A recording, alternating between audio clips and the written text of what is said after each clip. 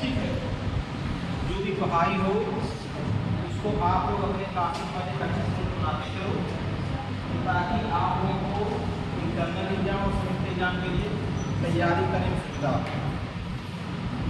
आज तो हमारा पहला पेपर है, मेरा जो पहला पेपर आपको बना हुआ है फैमिली लॉ। फैमिली लॉ को बात की जाए तो फैमिली लॉ में आपके दो टॉपिक बनते हैं, एक हिंदू लॉ और एक मुस्लिम लॉ। अब चूँकि आप लोग BA वाले हो, इसलिए आपको कंबाइंड पढ़ना है। ठीक है, कंबाइंड का मतलब हिंदू और मुस्लिम दोनों चलेगा।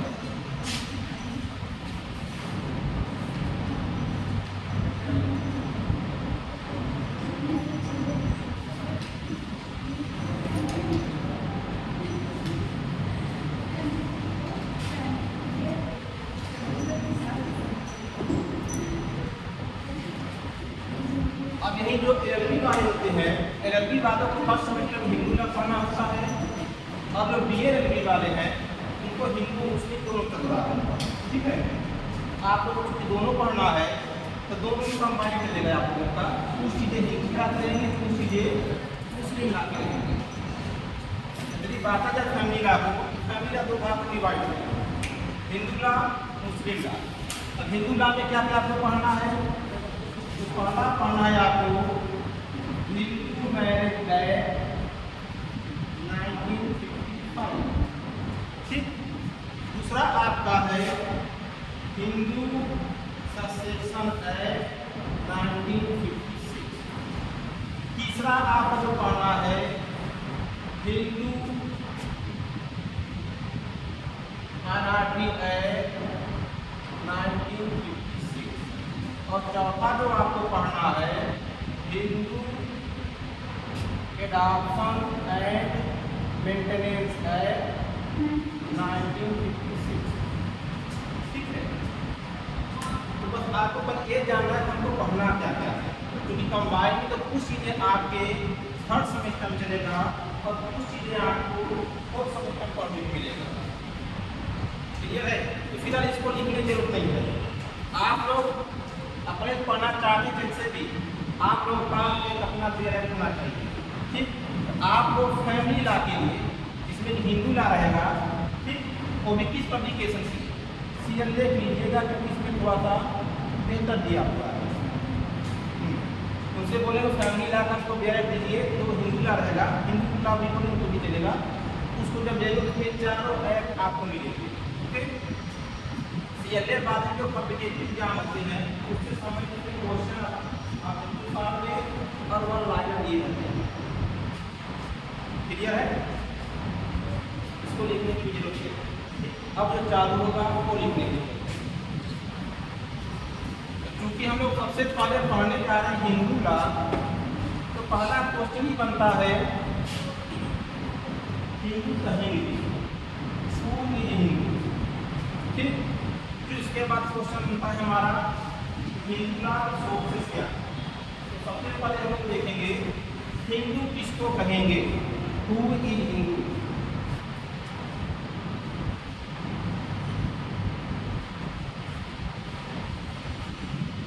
क्योंकि फैमिली लॉ है तो फैमिली लॉ में देखा कि हिंदू लॉ के अंतर्गत 4 एक्ट हैं। अब उस चारों एक्ट में कहीं पर भी हिंदू को डिफाइन नहीं किया गया, हिंदू कहेंगे किसको। तो हम लोग इतिहास को देखते हैं कि हिंदू के बारे में कुछ चीज़ें निकल के आती हैं। ठीक, तो कुछ सुप्रीम कोर्ट के जजमेंट के माध्यम से आए कि हिंदू किसको कहेंगे और पार्टियों ने अपने अपने मत दिए हैं। तो सबसे पहले जो बनता है हिंदू किसको कहेंगे, वो है आपका कि जो हिंदू शब्द है, क्या बात करेंगे क्या। तो सबसे जो हिंदू शब्द है वह रियल में हिंदू नहीं सिंधु शब्द का विपरीत रूप है। ठीक है, अब सिंधु क्यों है, तो जो डिफिनेशन क्लास के पास चलता है कि वास्तव में हिंदू जो शब्द है आया कहाँ से, सिंधु नदी किनारे की हिंदू जो दिशा है। यदि आप लोग बोध कहोगे, ठीक है, मैप के हिसाब से मान लिया जाए आपका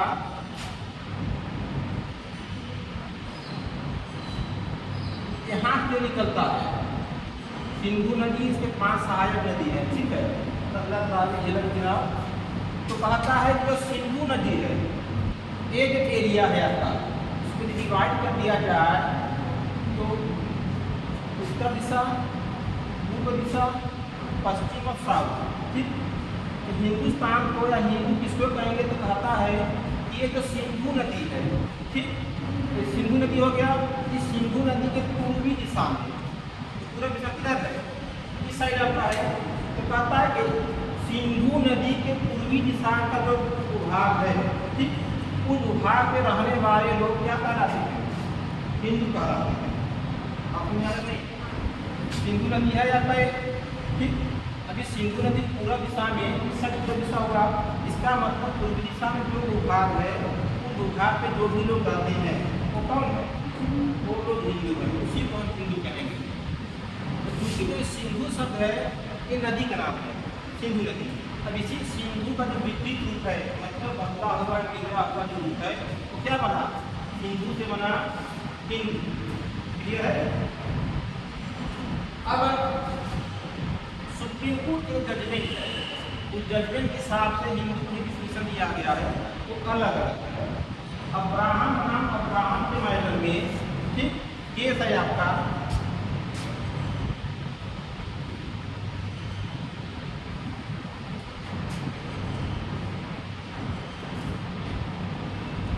ठीक है। अब्राहम के मैटर में कोर्ट ने कहा था कि हिंदू दो ढंग से व्यक्ति बनाया जाता है, हिंदू कोई व्यक्ति दो ढंग से बन सकता है, कैसे, एक बाई बर्थ, ठीक, और एक बाई कन्वर्जन,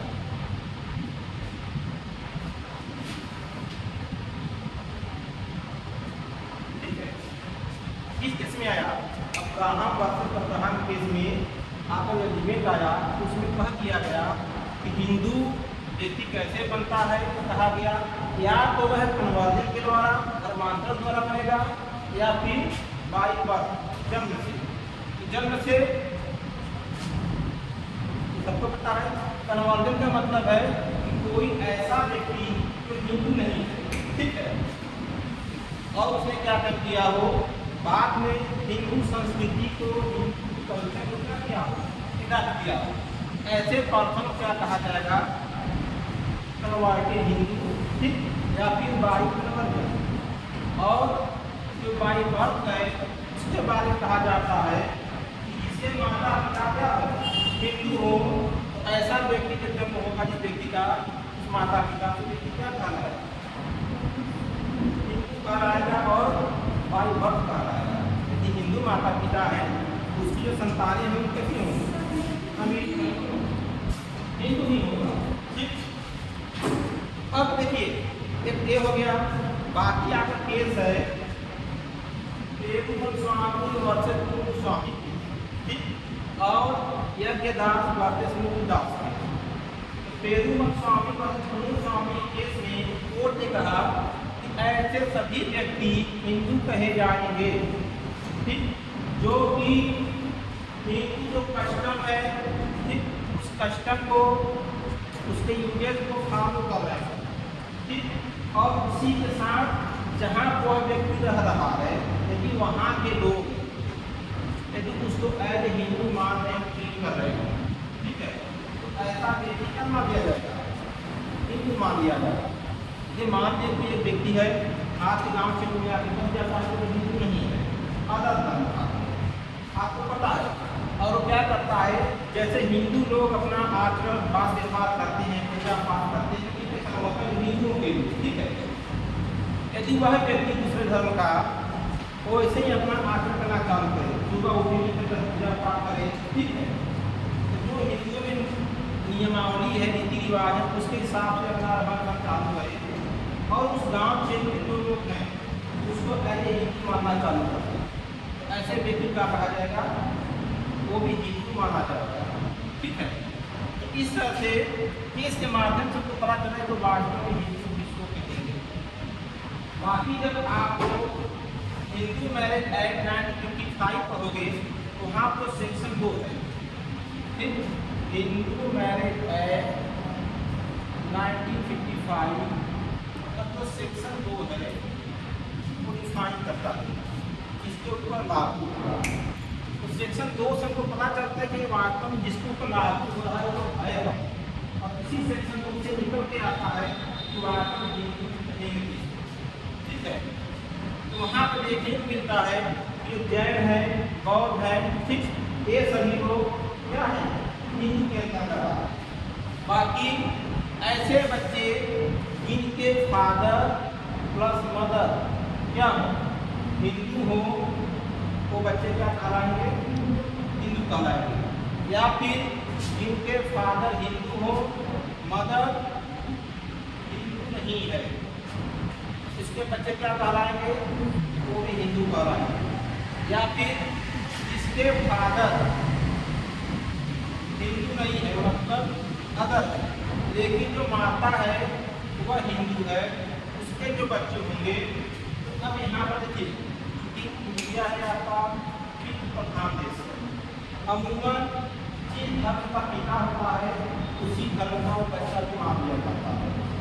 ऐसे सम्मान कंडीशन में तो बच्चा यहाँ पर धर्म का पिता है तो मान लिया जाएगा, लेकिन यदि जो यहाँ बच्चा पैदा हो रहा है यदि उसका पालन पोषण सब कुछ हिंदू के साथ हो रहा है, जो हिंदू माता है वो उसका पालन पोषण जो हिंदू रिवाज के साथ कर रही है, बचपन से जो बड़ा होने तक, उस कंडीशन में वो बच्चा क्या कहलाएगा, हिंदू ही कहलाएगा। ठीक है, इसी के साथ हिंदू लॉ का सेक्शन 2 है, ये भी बताता है मुस्लिम, यहूदी, पारसी और ईसाई, चार, इनको चार को छोड़ करके बाकी जो अदर है क्या है, वो सभी हिंदू के अंतर्गत आते हैं।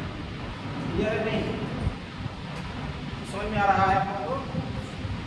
एक तरह से हमारा इतना इतिहास देखने को मिलता है, हिंदू है तो इसको कहेंगे इस रात के माध्यम से, और हिंदू मैरिज एक्ट 1955 जो सेक्शन 2 है उसके हिसाब से देखते हैं कि वास्तव में हिंदू है तो हिंदू सब उत्पत्ति है। क्वेश्चन में आप लोगों को क्वेश्चन बनाएगा, वेरी शार्ट बनाएगा, हिंदू किसको कहेंगे। आपको अब्राहम वर्सेस अब्राहम, या फिर गीता, या फिर पेरुमल स्वामी वर्सेस गुरुस्वामी के, और जो सेक्शन 2 है उसका हिंदू मैरिज एक्ट 1955 उसी को आपको देखते हुए आपको हिंदू की परिभाषा देना है। इधर जो आप इतिहास का हिंदू शब्द उत्पत्ति कहते हुए ये चीज नहीं बता रहा है। तो आप लोगों के 10:30 से स्टार्ट हो जाते हैं, आप लोग प्रयास करिए 10:25 पर क्लास में पढ़ें। ठीक, इतना सबका क्लियर है? कोई कंफ्यूजन हो बता दीजिए। तो आप हमने क्या देखा, सबसे पहले हम लोगों ने देखा कि हिंदू शब्द उत्पत्ति कैसे हुई। हाँ, हमने देखा है हिंदू नदी जो पूर्वी दिशा में रहने वाले जो हिंदू कहलाए, और वो सब क्या हुआ, पूरा देश विभाग को हिंदुस्तान कहा जाता है। इसी सिंधु सभ्यता की नदी है, इसी तो विकृत क्या हुआ, हिंदू बना, तो सिंधु शब्द से ही हिंदू शब्द की उत्पत्ति हुई। केस लॉ की बात की जाए तो केस लॉ के माध्यम से तो पता चला कि वहाँ पर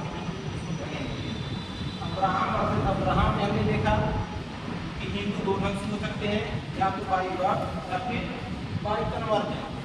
इसी के बाद हमने पेरुमल स्वामी के साथ जहाँ तक हमने देखा कि हिंदू के अंतर्गत वे सभी व्यक्ति आते हैं जो कि हिंदू रीति रिवाज के अनुसार ठीक अपना आचरण करते हैं, उनकी संस्कृति को दान करते हैं, और जिस देश में जिस स्थान पर रहते हैं वहाँ के लोगों ने क्या किया हो, ऐसे हिंदू मानना चालू कर दिया हो। ठीक है, मतलब हिंदू बात कर दिया, ऐसे व्यक्ति की क्या समझे जाएंगे, हिंदू समझे जाएंगे। उसके बाद सेक्शन 2 के अंदर हमने देखा हिंदू किसको कहेंगे, या फिर जो हिंदू ना हिंदू मैरिज एक्ट को किस पे लागू होगा। हिंदू मैरिज एक्ट की है किस पे लागू होगा, सिंपल सी बात, हिंदू मैरिज की बात हो रही है तो हिंदुओं पे लागू होगा। उस हिसाब से जो सेक्शन 2 है वो ये भी बताता है कि वास्तव में हिंदू मैरिज इसके ऊपर लागू होगा, चाहे किसी बात पर हिंदू नहीं होगा। ठीक है, उसको डिटेल देखने के बाद चलता है हिंदू के अंतर्गत यहूदी, ईसाई, पारसी को छोड़ कर बाकी जो लोग हैं क्या है, हिंदू है। मतलब जो बौद्धिस्ट लोग हैं, जैन लोग हैं, ठीक है, ये सभी लोग किसके अंतर्गत आते हैं? ये सभी लोग हिंदू के अंतर्गत आते हैं। बाकी हमने देखा कि जिसके फादर और मदर हिंदू हैं उनके बच्चे क्या होंगे? उनके बच्चे भी हिंदू समझे जाएंगे। या फिर जिसके फादर हिंदू हो मगर हिंदू नहीं है, अन्य धर्म की है, तो उनके द्वारा जो संतान होगा वो संतान भी क्या होगा? हिंदू होगा। या फिर जिसके फादर हिंदू नहीं है, अदर धर्म के हैं, मदर हिंदू धर्म की है, तो उस कंडीशन में बच्चे का पालन पोषण सब कुछ हिंदू रीति रिवाज के साथ होगा। ठीक,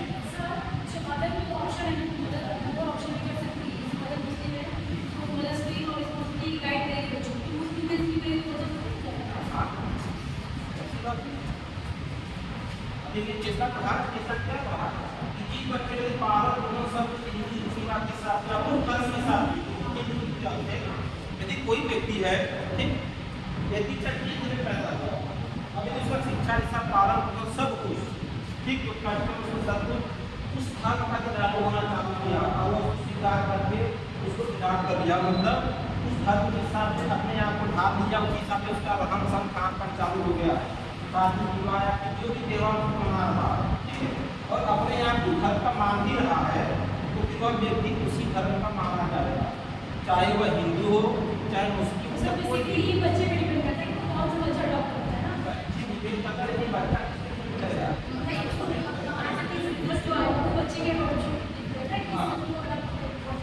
देखिए अभी तक चूंकि बच्चा माइनर नहीं है, उसकी कोई सोच नहीं है, हाँ साथ सारा डिपेंड करता है फादर और मदर पे कि फादर और मदर रूप में सुधार कर रहा है, सब बच्चे नहीं होता है। अब बच्चा कब होगा?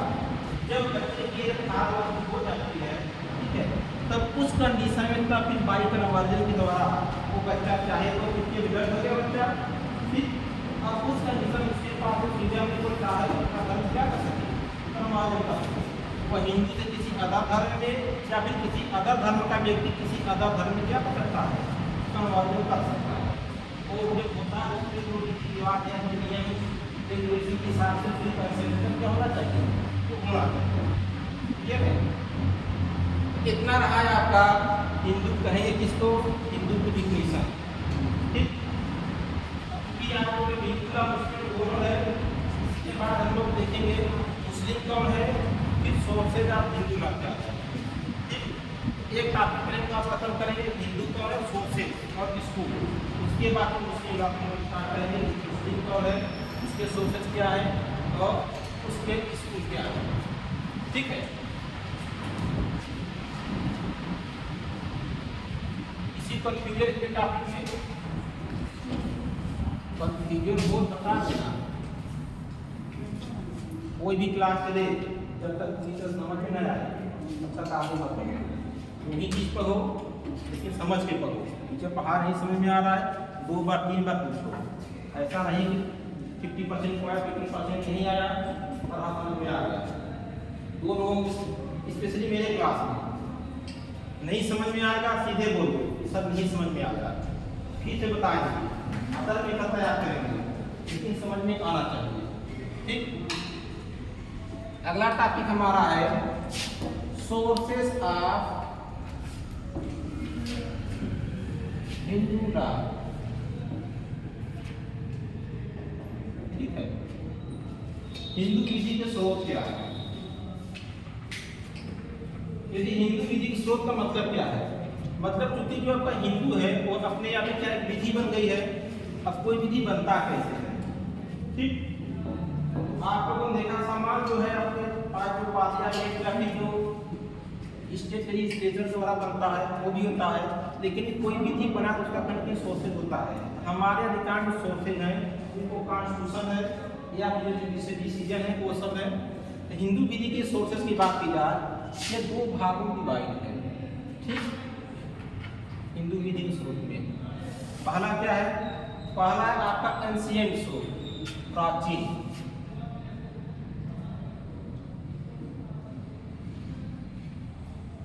और दूसरा क्या है? मॉडर्न सोर्स,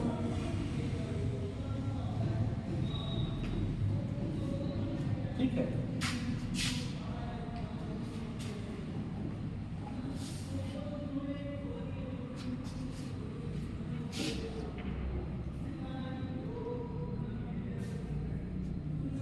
अब यदि एंशियंट सोर्स की बात की जाए, एंशियंट सोर्स से जाके 4 भागों में डिवाइड है।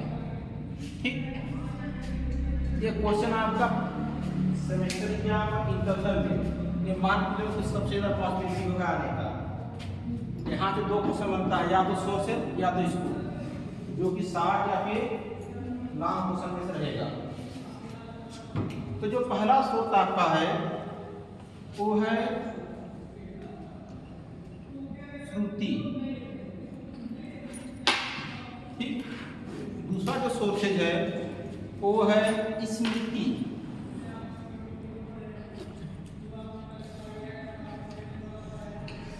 तीसरा जो सोर्सेज है आपका डाइजेस्ट एंड कमेंट्री।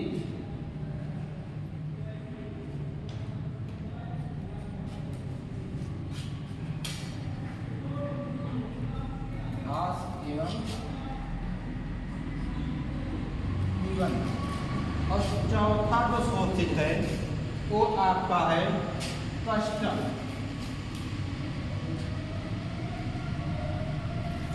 ठीक है,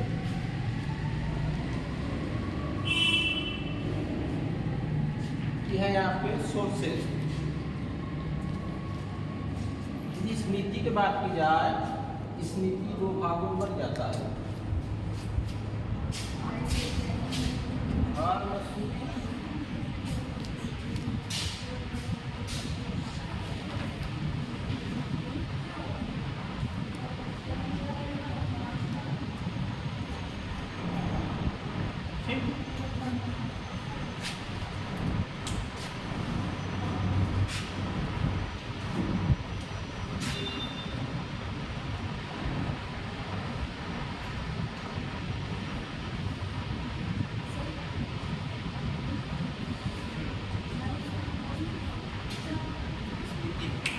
दो भाग में डिवाइड है।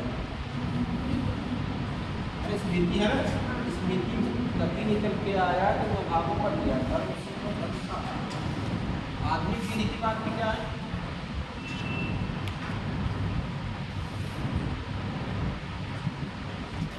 आधुनिक विधि में आपका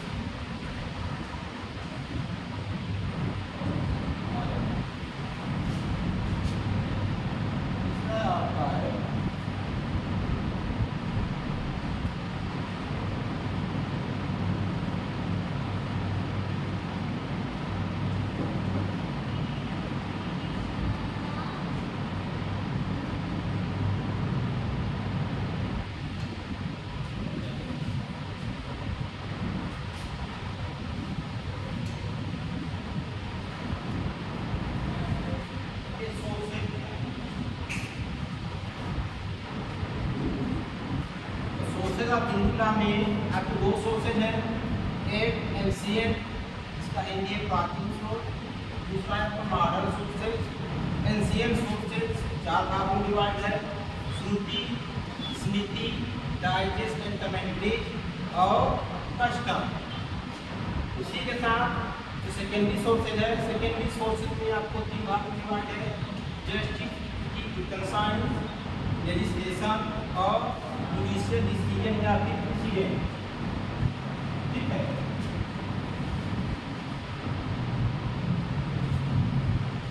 हो गया।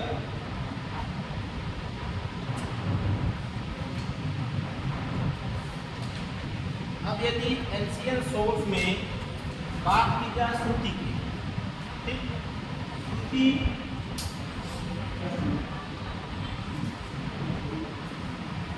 पहला जो टॉपिक हमारा है श्रुति।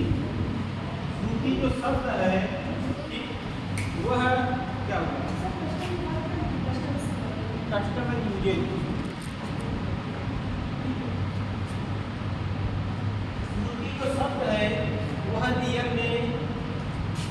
शब्द है। श्रु धातु, आपने संस्कृत पढ़ा होगा, ठीक है, संस्कृत धातु होते हैं। इसी जो श्रु है, श्रु का श्रुति है, मतलब जो श्रुति है वो संस्कृत शब्द का है। अब श्रुति का जो समान अर्थ है सुनना, सुनना का मतलब किसकी बात को किससे सुनना। यहाँ पर कहा जाता है कि जो पहला प्राचीन एशियन सोफित है वो श्रुति है। श्रुति के बारे में कहा जाता है कि वास्तव में जो शब्द है वह जो गाड है, गाड के द्वारा जो भी स्टेटमेंट कहे गए, ठीक, वो क्या है, वह किसी न किसी व्यक्ति द्वारा सुने गए। तो चूंकि अपने यहाँ प्राचीन काल में ऋषि मुनि होते थे और ऋषि मुनि तपस्या द्वारा अपने कामों को इतना डेवलप करते थे, उनका जो कम्युनिकेशन होता था गाड उनसे होता था, डायरेक्ट होता था, ठीक। और ऐसे कंडीशन में अब जो भगवान के द्वारा जो भी स्टेटमेंट कहे गए वो सारे क्या हुए, उस संत के द्वारा ऋषि के द्वारा सुने गए, ठीक है। तो यहाँ पे कहा जाता है श्रुति के बारे में, यहाँ पे जो भगवान श्री हरि, हरि मतलब विष्णु, श्री हरि के द्वारा, श्री के द्वारा वहाँ श्री शब्द लिखा हुआ है, श्री के द्वारा, श्री का मतलब कुछ भी हो सकता है, चाहे भगवान विष्णु कहिए चाहे ब्रह्मा जी कहिए, श्री मतलब कुछ नहीं बनता। उनके द्वारा जो भी कथन कहे गए, ठीक, वो कथन क्या बने, वो श्रुति बना। और वो जो कथन है वह कहे कि जाता है श्रुति वेद के रूप में, ठीक। वो वेद जो कलेक्शन है वो कहीं न कहीं उस वेदों में हिंदू के लाभ के बारे में, दुनिया के बारे में, मतलब क्या है, हिंदू है कौन, राजशाही व्यवस्था के बारे में, विवाह के बारे में, रिलीजन के बारे में, सक्सेशन के बारे में, ठीक है, उसके वजह से विधान के बारे में, ये सब सारी चीज़ों जब कार्य हमको वेदों से मिलती है। तो वेद कितने प्रकार के होते हैं, कौन कौन?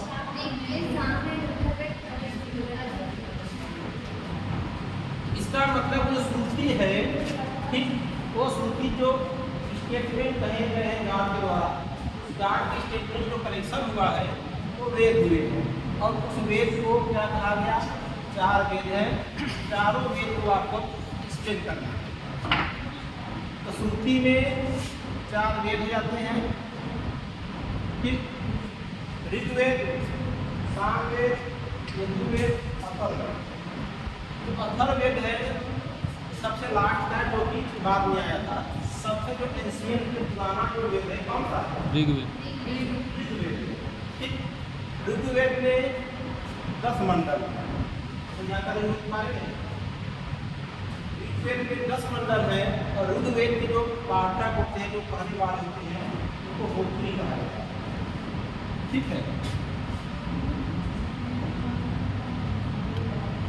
तो जो व्यक्ति ऋग्वेद का पठन पाठन करता है, ठीक है, या ऋग्वेद को बताता है, जब क्या है, जब कथा किया जाता है, कथा करने वालों को नहीं कहा जाता है, मतलब पर्टिकुलर एक नाम से संबोधन किया जाता है, या फिर नमाज जो पढ़ाता है, जो क्या कहा जाता है, नाम भी कहा जाता है, ठीक है।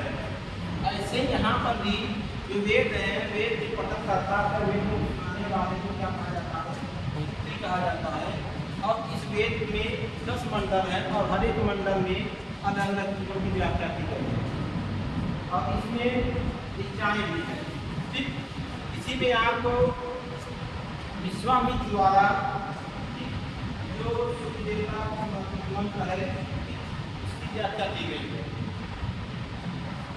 तो अब इन्हीं चारों वेद को आपको थोड़ा करके बताना है, ऋग्वेद क्या है, सामवेद क्या है, यजुर्वेद क्या है, अथर्ववेद क्या है, ठीक है। तो कल वाले में हम लोग इतना डायग्राम को बना लीजिए, ठीक। कल वाले में प्रत्येक 4 इधर 3 इधर, ठीक, इस बॉक्स से पूरा स्केच करेंगे। उसके बाद फिर इसको देखा कोई कंफ्यूजन इतने में